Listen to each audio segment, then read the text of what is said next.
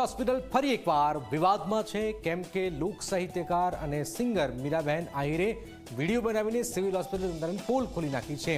Hospital તંત્ર દર્દીઓ પ્રત્યે કેટલું સભાન છે તે લઈને મીરાબેન આહિરને કડવો અનુભવ થયો અને પછી શું થયું છે આવો જોઈએ, જાણીએ, સમજીએ।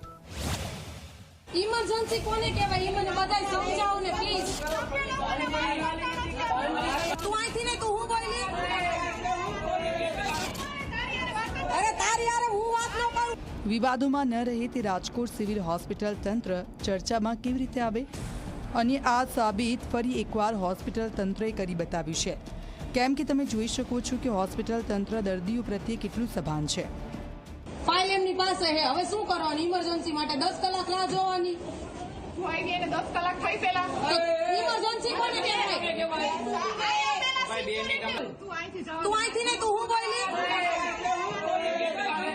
ફાઇલ આપી દે અને તું એમ કહેશ કે મોડું થાય તો ઇમરજન્સી છે નહીં। સિંગર અને લોક સાહિત્યકાર મીરાબેન આહિર પોતાના ભાઈને સારવાર માટે હોસ્પિટલમાં લઈ ગયા હતા, પરંતુ સિવિલ હોસ્પિટલમાં 45 મિનિટ સુધી કોઈએ કેસ લખ્યો ન હતો। ઇમરજન્સી વિભાગમાં કામ કરતા ડોક્ટર અને સ્ટાફે ગેરવર્તન અને અભદ્ર ભાષાનો ઉપયોગ કર્યો હોવાનો મીરાબેને આક્ષેપ લગાવ્યો છે।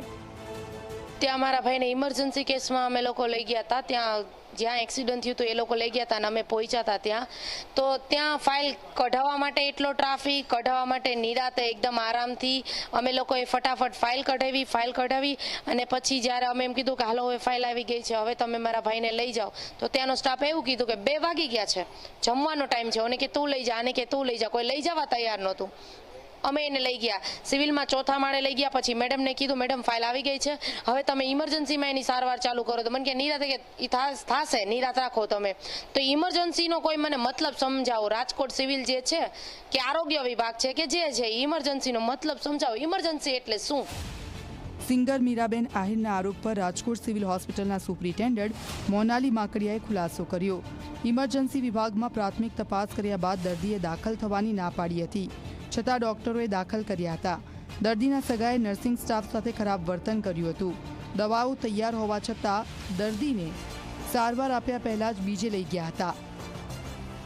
દર્દીએ પોતે પણ કીધું કે મારી તપાસ થઈ ગઈ છે, એમના રિલેટિવને પણ સમજાવ્યું કે મારી તપાસ ડૉક્ટરે કરી છે।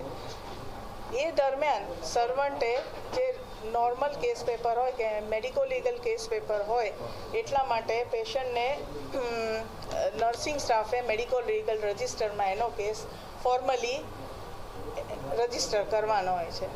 આટલી પ્રોસેસ પણ દર્દીના રિલેટિવે સિસ્ટરને કરવા દીધી નથી। આ તરફ સર્જિકલ વિભાગના હેડે પણ હોસ્પિટલ સ્ટાફનો બચાવ કર્યો અને કહ્યું કે કયા દર્દીને ઇમરજન્સી છે તે ડોક્ટર નક્કી કરે છે।